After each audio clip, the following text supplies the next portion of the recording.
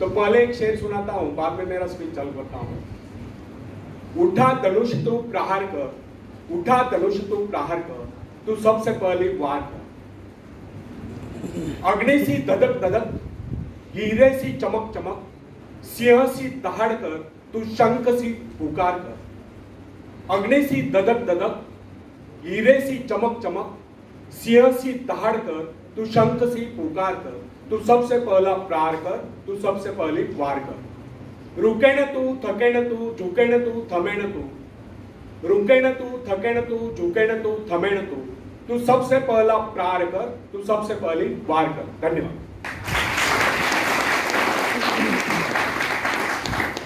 तो फ्रेंड्स, आत्मनिर्भर बनने की क्षमता वास्तव में हर व्यक्ति में होती है, परंतु बहुत ही कम लोग ऐसे होते हैं जिन्हें अपने ऊपर विश्वास हो। दूसरों का सहारा ढूंढना तो उनकी आदत से बन जाती है। यह बात हमें कभी नहीं भूलनी चाहिए। दूसरों के सहारे चलना तो बड़ा आसान है, किंतु इससे हमारी रही सही शक्ति क्षीण हो जाती है। मस्तिष्क और योग्यता, इनका जितना उपयोग किया जाएगा ये उतने ही बढ़ेंगे, इनका उतना ही विकास होगा। ये एक विडंबना है कि अपने आप कुछ करने की बात तो जैसे इन लोगों के मन में आती नहीं।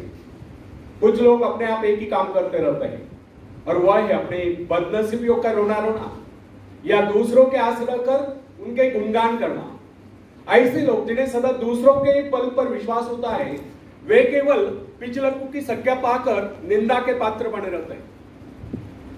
ऐसे लोग अपने आंतरिक शक्तियों का भी लाभ नहीं उठा पाते। फ्रेंड्स, यह न समझना आप यदि जन्मजात नेता नहीं है तो ऐसे रहोगे। जन्मजात कौन क्या होता है? कोई महान नहीं होता, कोई वैज्ञानिक नहीं होता, बल्कि एक अबोध बालक जन्म के बाद अपने में ऐसी शक्ति पैदा करता है जिसके सहारे वो अपने व्यक्तित्व की एक अलग पहचान बना लेता है।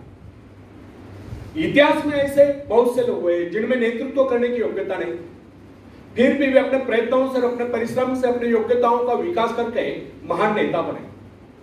नेता वही होता है जो किसी पर निर्भर न हो, जिसमें नेतृत्व करने की क्षमता हो, जो दूसरों के विचारों का सहारा लेना आवश्यक न समझता, उसमें स्वयं सोचने और अपने कार्यक्रमों को स्वयं निर्धारित या कार्यान्वित करने की क्षमता होगी। लोगों की संख्या बढ़ाकर भीड़ के बीच में चलना तो कोई बड़ी बात नहीं है। बड़ी बात तो यह है कि लोगों के दिलों में अपना स्थान बनाया जाए, चाहे लोगों की संख्या कितनी कम क्यों न हो। ऐसे लोग वही होते हैं जो आत्मविकास करके शक्तिशाली हो चुके हैं। ऐसे ही लोग अपने भाग्य को बदल देते हैं, अपने साथ साथ दूसरों का भी भाग्य बदल देते हैं। फ्रेंड्स, आज के युग की विडंबना यह है, हर कोई किसी न किसी का सहारा ढूंढता नजर आता है। किसी को अपने धन का सहारा लेना पड़ता है, तो किसी को अपने मित्र का, कुछ तो अपने वंश पर ही खुले नहीं समाते। ऐसे तो बहुत ही कम लोग होते जिन्हें अपने ऊपर पूरा विश्वास हो।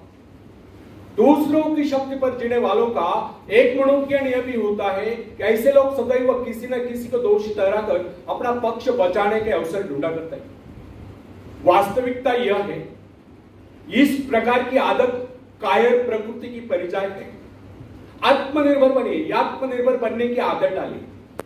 आदत का आरंभ उस समय होता है जब एक बच्चे को उसका पिता कोई विशेष कार्य करने को कहता है, तब वो संतुष्ट नहीं होता, लेकिन जब वो अपने ढंग से उसी कार्य को करता है और उसे पूरा करने के लिए संघर्ष कर विजय प्राप्त करता है, तो उसके चेहरे पर खुशियों की लहरें थिरकती नजर आती है। इस प्रकार की विजय की भावना उस बालक को शक्तिशाली बनने का एहसास दिलाती है।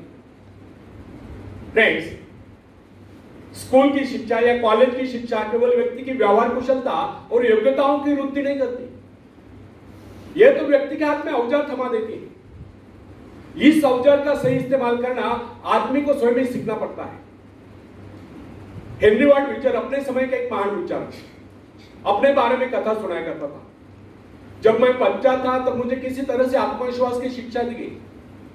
मुझे ब्लैक बोर्ड के पास भेजा जाता था। मुझ में शंका और संदेह होने का रोग था। मेरे टीचर मुझे बार बार कहते, इस पाठ को अवश्य पढ़ लेना। उनके स्वर में काफी क्रोध हुआ करता था। उनका यही कहना था कि हमें केवल प्रश्नों के उत्तर चाहिए। यद्यपि उन शिक्षकों का यह व्यवहार कठोर ही प्रतीत होता, किंतु इतने सारे बच्चों को सीधी राह पर लाने के लिए उनका यह व्यवहार उचित ही था। और इस व्यवहार का ही नतीजा था कि 1 मास से भी कम समय में विदिन अ मंथ मैं उन सभी सवालों के जवाब निकलने लगा जो मुझे सबसे कठिन लगता था। एक दिन मुझे ब्लैक बोर्ड पर एक सवाल हल करने को कहा गया। जैसे मैंने सवाल हल किया, टीचर बड़े कठोर अंदाज में बोले बिल्कुल गलत। अब मेरे पश्चात उन्होंने किसी दूसरे छात्र को बुलाकर उसी सवाल को हल करने को कहा। उसने उसी तरीके से सवाल हल किया जिस तरीके से मैंने किया था। मेरा उसका जवाब एक था। फिर टीचर बोले शाबाश, तू तो इस सवाल को हल करने में सफल हो गया। अब मुझसे रहा ना गया, मैंने तुरंत ही खड़े होकर पूछा, सर यदि इसका मेरा जवाब एक है, सुलझाने का तरीका एक है, फिर आपने मुझे डांट कर गलत क्यों कहा था? तब टीचर बोले यह बात तूने पहले क्यों नहीं कही जब मैंने तुझे गलत कहा था? फ्रेंड्स, केवल पाठ को याद करने से कोई मतलब नहीं। हमारे भीतर यह दृढ़ विश्वास होना चाहिए कि जो कुछ हमने याद किया उसे कोई काट नहीं सकता। इसे ही आत्मविश्वास कहते हैं। और जिनमें ये आत्मविश्वास होता है वही तर्क दे सकता है, वही बहस यानी कि चर्चा कर सकता है। लेकिन जिसे स्वयं अपने ऊपर ही विश्वास न हो वो क्या तर्क करेगा? उसके तो अच्छे कार्यों को भी अगर हमने गलत कहा तो उसे यही समझ लेना होगा, हो सकता है वो गलत ही हो। फ्रेंड्स, मनुष्य को भ्रम होता है कि अकेले काम करने से अच्छा किसी दूसरों की सहायता लेकर काम करना होता है। लेकिन अपने ऊपर विश्वास करके पूरी लगन से अगर कार्यों को किया जाए तो उसमें सफल होने की आशा दोगुनी हो जाती है। हर महत्वाकांक्षा का अर्थ होता है अपनी शक्तियों का परीक्षण करना। लेकिन दूसरों की नकल करने, दूसरों पर निर्भर रहने से व्यक्ति में दुर्बलता ही तो आती है। शक्ति तो हमारे स्वयं के मेहनत करने से आती है। आखाड़े के पास बैठकर हम अपने शरीर को शक्तिशाली नहीं बना सकते, या दूरदर्शन पर एक्सरसाइज प्रोग्राम देखकर हम अपने शरीर को तंदुरुस्त नहीं बना सकते। इसके लिए हमें स्वयं ही व्यायाम करना होगा, स्वयं ही एक्सरसाइज करनी होगी। फ्रेंड्स, यदि आप जीवन में सफलता चाहते हैं तो इसके लिए आपको स्वयं ही प्रयास करना होगा। स्वयं ही उस रास्ते पर चलना होगा जो आपको उन्नति की ओर ले जाता है। और रास्ता है आत्मविश्वास का। अपनी शक्ति को पहचान कर आप सफलता प्राप्त कर सकते हैं, या अपनी योग्यताओं को पहचान कर आप सफलता प्राप्त कर सकते हैं। मगर यदि आप ये सोचते हो कि संसार में कोई दूसरा व्यक्ति काम करे और सफलता हमें प्राप्त हो, तो ऐसे कैसे हो सकता है?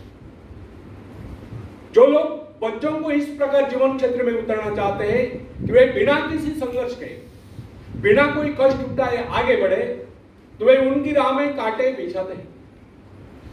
संतान को ऐसा बनाना है कि वह किसी भी प्रकार के संघर्ष का सामना करने में अयोग्य हो, तो इसका सीधा अर्थ यह हुआ कि वे लोग अपनी संतान का भविष्य शुरू से बिगाड़ रहे हैं। संतान को सुख और ऐश के झूले में झूलाने वाले मां बाप संतान के सबसे बड़े दुश्मन होते हैं। दूसरों की तो छोड़ो, वे उसे स्वयं को पहुंचाने की जहमत या स्वयं को पहुंचाने के खर्च भी उठाने नहीं देते। बच्चों को भी समझना चाहिए स्वर्ग जाने की इच्छुक को स्वयं ही मरना पड़ता है। स्वर्ग वही जाएगा जो मरेगा, दूसरा कोई नहीं जा सकता। इसी प्रकार जीवन का सच्चा आनंद वही पाएगा जो अपनी आत्मा की शक्ति को पहुंचानेगा। फ्रेंड्स, यदि आप किसी कार्य में कामयाबी चाहते हो तो उसके पीछे अपनी पूरी शक्ति लगा देना। नवयुवकों का या नवयुवतियों का स्वभाव ही होता है सहना, सीखना, अनुसरण करना। लेकिन अगर उनके अभिभावकों द्वारा या मां बाप के द्वारा बचपन से इशारे इशारा देकर उन्हें जीवन संघर्ष के लिए हतोत्साहित किया गया हो, निराश किया गया हो, तो इसका परिणाम यह निकलता है कि वे अकेले चलना ही भूल जाते हैं। उनकी हालत पैसा के ऊपर चलने वाली हो जाती है। फिर तमाम उम्र में बिना किसी सहारे के चल ही नहीं पाते। इसलिए फ्रेंड्स, यदि जीवन में कुछ करना चाहते हो, कुछ बनना चाहते हो, तो अपनी सहायता स्वयं करें। किसी की सिफारिश या प्रभाव से आगे बढ़ने के प्रयत्न आपके भविष्य को नष्ट कर देंगे। स्वयं को इस योग्य बनाओ कि आपको किसी दूसरों से सहायता की आवश्यकता ही न हो। अपने भीतर अथाह विश्वास जगाइए। आनंद तो उसी उन्नति में आता है जो स्वयं के द्वारा प्राप्त हो। दूसरों के भरोसे, उनकी सहायता से आगे बढ़कर अपने को अपंग बनाने का क्या उपाय हो सकता है? इससे तो मनुष्य की अपनी सारी शक्तियां दम तोड़ देती है, अपनी बुद्धि कुंद हो जाती है। जो दूसरों की सहायता का मोहताज रहता है, जो अपना हाथ तक नहीं ला सकता, वो क्या कर सकता है? वो जीवन भर दूसरों का मोहताज बना रहेगा। ना उनमें आत्मविश्वास आता है, ना वे स्वयं के भरोसे आगे बढ़ पाते हैं।